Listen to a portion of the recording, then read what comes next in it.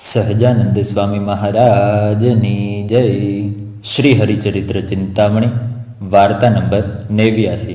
ચરિત્ર પહેલું. મુક્તાનંદ સ્વામીએ મહારાજનો વેશ બદલીને સરજુદાસજી નામ ધરાવ્યું તે ચરિત્ર. શ્રી નીલકંઠ બ્રહ્મચારી લોજપુરમાં સાધુ સાથે રહેતા થકા હંમેશા તેમની સાથે નાવા જતા ને નાહીને પાછા આવે ત્યારે જગ્યામાં આવવાની કશી ખબર રહે નહીં ને માર્ગમાં ચાલતા ક્યારેક ઠેસ વાગે તો પણ શરત રહે નહીં ને કાયમ પોતાની વૃત્તિ બ્રહ્મ સ્વરૂપને વિશે જ રાખતા ને મુક્તાનંદ સ્વામી આદિક સૌ સંત આગળ વાત કરતા કે હે સંતો, જીવ, ઈશ્વર, માયા, બ્રહ્મ અને પરબ્રહ્મ તેમને તો હું હથેળીમાં જેમ જળનું ટીપું હોય તેમ દેખું છું ને તમારું મન જ્યાં જાય તેને પણ દેખું છું ને એવા સામર્થ્યવાળા હતા તો પણ પોતે અષ્ટ પ્રકારે સ્ત્રીનો ત્યાગ રાખતા ને રસ્તામાં ચાલતા ઉપરવાસે કોઈ સ્ત્રી નીકળી હોય ને તેના દેહનો ગંધ આવે તો તે દિવસે પેટમાં અન્ન રહે નહીં ને ગમે તેવું સારો પદાર્થ હોય પણ તેને અતિ તુચ્છ જાણે એવો ત્યાગ અને વૈરાગ્ય રાખતા, કારણ કે પોતે આ લોકમાં ભાગવત ધર્મ પ્રવર્તાવવા માટે પ્રગટ થયા છે. તે પોતે પાળે તો જ બીજા પાસે પડાવાય તે ગીતામાં કહ્યું છે કે યદ્યદ આચરતિ શ્રેષ્ઠ તત્તદ દેવે તરો જન સયત પ્રમાણમ કુરુતે લોકસ્તદનુ વર્તતે. મોટા પુરુષ એવું આચરણ કરે તેવું આચરણ બીજા માણસો પણ કરે ને મોટા પુરુષ જે વાતને પ્રમાણ કરે તેને જ લોકો અનુસરે છે. માટે મહારાજ પોતે સમર્થ હોવા છતાં એવો ત્યાગ વૈરાગ્ય રાખતા ને પોતે લોજની જગ્યામાં આવ્યા ત્યારથી તે જગ્યામાં સ્ત્રી માત્રનો પ્રવેશ બંધ કર્યો હતો. પછી એક વખત મુક્તાનંદ સ્વામીએ મહારાજને કહ્યું, તમે હવે અમારી ભેગા રહ્યા માટે જેવી અમને રામાનંદ સ્વામીની આજ્ઞા છે તેવા વસ્ત્ર તમે રાખો. ત્યારે મહારાજ કહે, બહુ સારું, જેમ આજ્ઞા હોય તે પ્રમાણે કરો. પછી સ્વામીએ મસ્તક ઉપરથી કેશ ઉતરાવી નાખ્યા ને કોપીન તથા ઉપર પહેરવા 2 આચ્છાદન આપ્યા ને 1 અલ્ફી તથા ચાદર આપી ને માથે બાંધવાનો 1 હજુરિયો આપ્યો ને સરજુદાસજી એવું નામ ધરાવ્યું. પછી એક વખત મુક્તાનંદ સ્વામી સહિત સહુ ધ્યાનમાં બેઠા ત્યારે એક શ્વાન આવ્યું ને કાંઈક કરડવા લાગ્યું. ત્યારે ધ્યાનમાંથી ઉઠીને મુક્તાનંદ સ્વામીએ તેને હાંકી મૂક્યું એટલે ફરીથી તે શ્વાન આવ્યું ને તે પદાર્થને કરડવા લાગ્યું.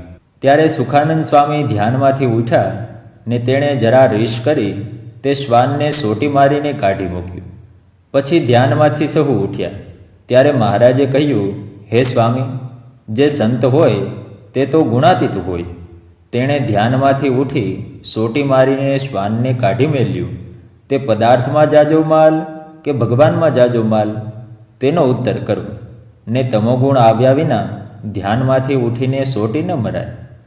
તે સાંભળી મુક્તાનંદ સ્વામી 2 હાથ જોડીને બોલ્યા કે હે સરજુદાસજી, એ તો મોટી ભૂલ પડી.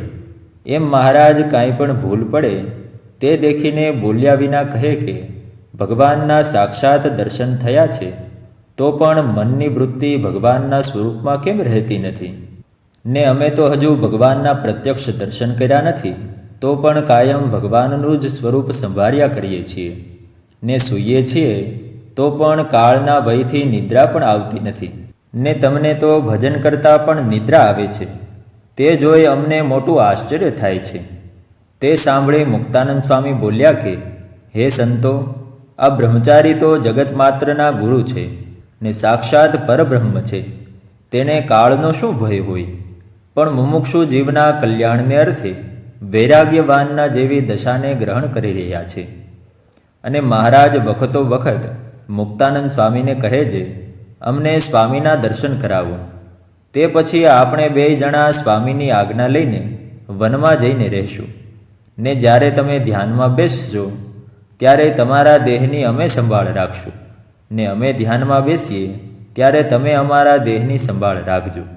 ને અમારે તો વનમાં રહેવાનો બહુ અભ્યાસ છે, કેમ કે અમે વનમાં મહાવસમાં ઠેકાણાને વિશે રહેતા ને હજારો હાથી, સિંહ, અરણા પાડા તથા ચમરી ગાયો આદિક અનેક જાનવરો હોય તેવા મહાઘોર વનને વિશે અમે ફરતા માટે વનમાં રહેવું તો અમને કાંઈ કઠણ જ નથી, ને અમને તો વસ્તીમાં રહેવું બહુ કઠણ પડે છે. એવી અનેક વાતો મુક્તાનંદ સ્વામીને કહેતા.